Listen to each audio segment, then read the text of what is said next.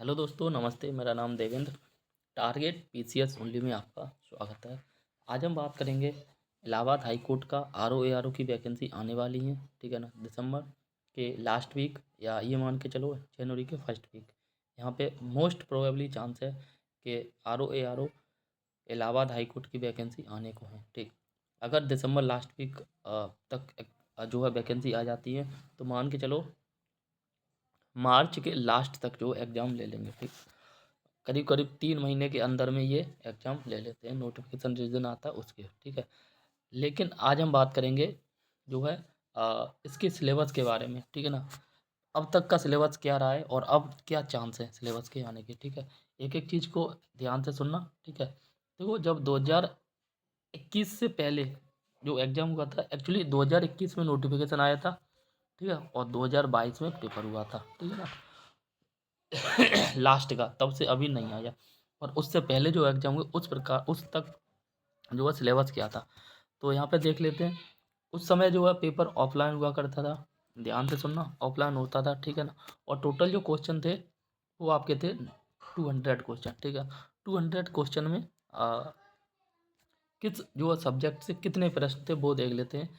जैसा यहाँ पे दिखाया गया है, जीएस के करीब 100 क्वेश्चन थे, ठीक है। जीएस के 100 क्वेश्चन थे और जीएस में सारे के सारे सब्जेक्ट आ जाते हैं।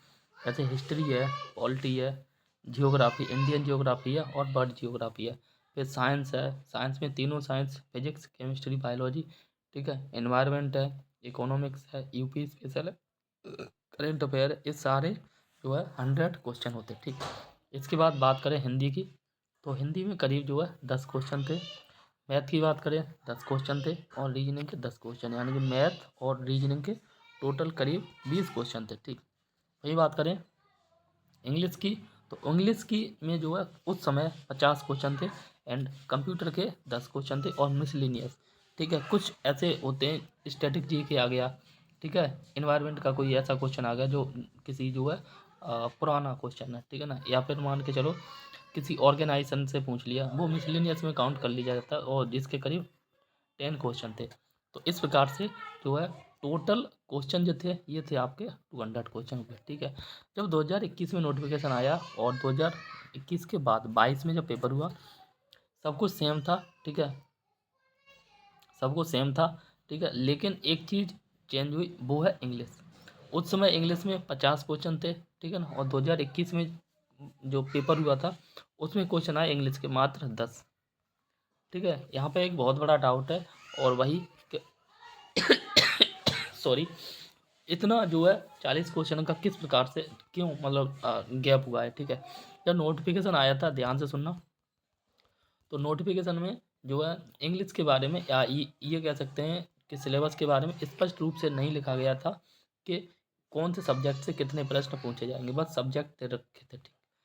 तो यहाँ पे देख लेते हैं, जीएस में करीब 120 से 25 क्वेश्चन आए, हिंदी में बात करें 10-12 क्वेश्चन आए, मैथ और रीजनिंग में करीब 25 क्वेश्चन आए, वो सेम ही थे, ठीक है, पिछली बार की तरह।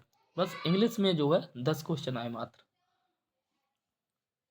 कंप्यूटरों की बात करें तो ये 20 से 25 क्वेश्चन आए थे। और वहीं बात करें आपका मिसलिनियस, तो ये आपके आए थे 8 से 14 क्वेश्चन, कितने, 8 से 14 क्वेश्चन, और टोटल कितना हो गया आपका 200 क्वेश्चन।